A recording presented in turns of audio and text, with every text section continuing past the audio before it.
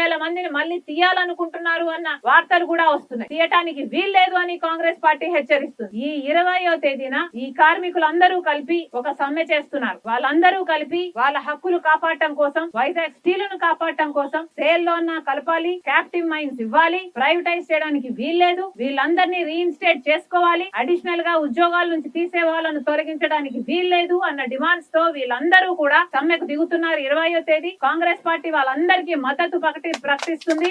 ఈ సమ్మె విజయవంతం కావాలి. 20వ తేదీ వాళ్ళు సమ్మెకు దిగుతానంటున్నది.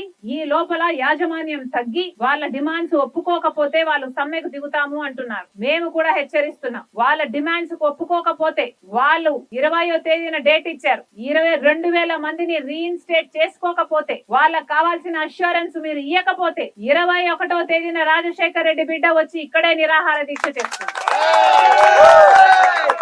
నిర్వాసితులు కూడా ఎంతో మంది ఉన్నారు. 8,000 పైగా కుటుంబాలు ఉన్నారు. వాళ్ళలో కనీసం 4,000 మందికి కూడా ఉద్యోగాలు ఇవ్వాలి అని అడుగుతున్న ఈ సమయంలో వాళ్ళకు ఉద్యోగాలు ఇవ్వకపోగా ఉన్న వాళ్ళకు కూడా కాంట్రాక్ట్ ఉద్యోగస్తులు కూడా మీరు ఉద్యోగాలు తీస్తున్నారు అంటే అసలు మీరు మనుషుల కిందికి రారు. మీ ఛాతిలో ఉన్నది గుండో రాయో మీరే తెచ్చుకోండి. మేమైతే డెడ్ లైన్ విధిస్తున్నాం. 20వ తేదీకి వీళ్ళ డిమాండ్స్ అన్ని మీట్ చేయకపోతే వాళ్ళు సమ్మెకు దిగుతారు. వాళ్ళ సమ్మె దిగిన మరుసటి రోజు నుంచి రాజశేఖర్ రెడ్డి బిడ్డ ఆమరణ నిరాహార దీక్ష ఇక్కడే ఎన్నుకుందని చెప్తున్నారు.